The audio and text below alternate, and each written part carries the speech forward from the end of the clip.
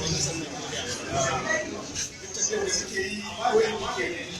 mun san ba wasa da masoyi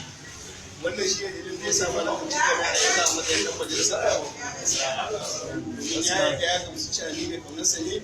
shi yasa har ma ya amince sannan al'umma suka ba da gudunmawa na zama kan zaɓen dan majalisa gaskiya ne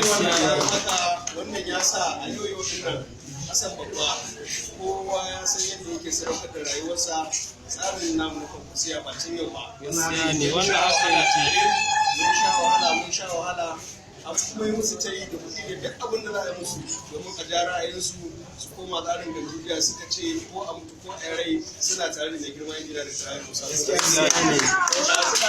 ya same ni yake gaya min cewa wallahi an sace ma gaskiya ni na san irin ainihin damuwa da mutum yake da shi idan kana da abun hawa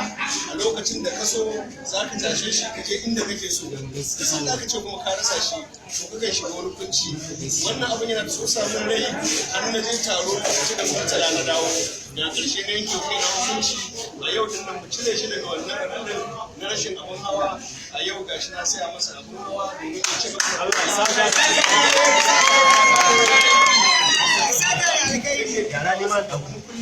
da fatan Allah